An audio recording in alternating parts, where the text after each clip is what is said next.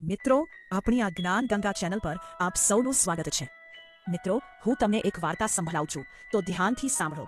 અને આપણી આ જ્ઞાન ચેનલને સબસ્ક્રાઇબ ના કરી હોય તો સબસ્ક્રાઇબ કરવા વિનંતી અને આપેલા બેલ બટન પર ક્લિક કરો, જેથી જ્ઞાન ગંગા ચેનલ પર આવનાર દરેક વિડીયોના નોટિફિકેશન તમારા સુધી પહોંચી શકે। તો ચાલો મિત્રો, ધ્યાનથી સાંભળો। એક હતો ચકો અને એક હતી ચકી। ચકી લાવી ચોખાનો દાણો અને ચકો લાવ્યો મગનો દાણો। ચકલીએ તો એની ખીચડી રાંધી, ચૂલે ખીચડી મૂકી ચકીબાઈ પાણી ભરવા ગઈ।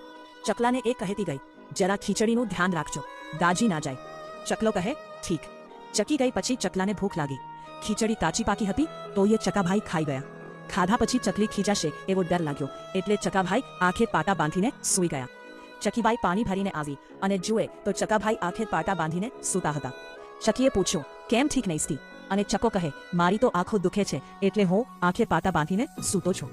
ચકી પાણીનું બેડું ઉતારી રસોડામાં ગઈ। તપેલું નીચે ઉતાર્યું અને જોયું તો તેમાં ખીચડી ન મળે।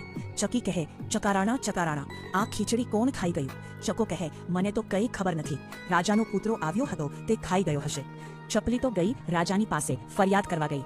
જઈને કહે, રાજાજી રાજાજી, તમારો કાળિયો કૂતરો મારી ખીચડી ખાઈ ગયો।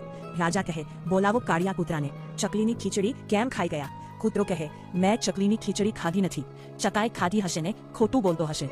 ચકો આવ્યો ને કહે, મેં ખીચડી નથી ખાધી, કૂતરાએ ખાધી હશે। રાજા કહે, એલા સિપાઈ ક્યાં છે? આ ચકલાનું અને કૂતરાનું બેવનું પેટ ચીરો, એટલે જેને ખીચડી ખાધી હશે એના પેટમાંથી નીકળશે। કૂતરો કહે, ભલે ચીરો મારું પેટ, ખાધી હશે તો નીકળશે ને। પણ ચકલો બી ગયા। ખીચડી તો એને જંગ ખાધી હતી, એ તો ધ્રુજવા લાગ્યો અને બોલ્યો, ભાઈ સાહેબ, ખીચડી મેં ખાધી છે, હું ખોટું બોલ્યો હતો, મારો ગુનો માફ કરો। રાજા તો ખીજાયો એટલે એને ચકલાને કૂવામાં નંખાવ્યો। ચકલી તો કૂવા ઉપર બેઠી બેઠી રોવા માંડી। ત્યાં ગાયોનો ગોવાળ નીકળ્યો। ચકી કહે, ભાઈ ગાયોના ગોવાળ, ભાઈ ગાયોના ગોવાળ, મારા ચકારાણાને કાઢો તો તમને ખીરને પોલી ખવડાવું। ગાયોના ગોવાળ કહે, બાપુ હું કાંઈ નવરો નથી કે તારા ચકલાને કાઢું, મારે ઘણું કામ છે, હું તો મારે આ ચાલ્યો। એમ કહીને ગાયોના ગોવાળ તો ચાલ્યો ગયો। ચકલી ત્યાં રાહ જોઈને બેઠી। થોડી વારે ત્યાંથી ભેંસોનો ગોવાળ નીકળ્યો। ચકી કહે, ભાઈ ભેંસોના ગોવાળ, ભાઈ ભેંસોના ગોવાળ, મારા ચકારાણાને કાઢો તો તમને ખીરને પોલી ખવડાવું। ભેંસોના ગૌવાળે તો ચકીને કોઈ દાદ આપી નહીં।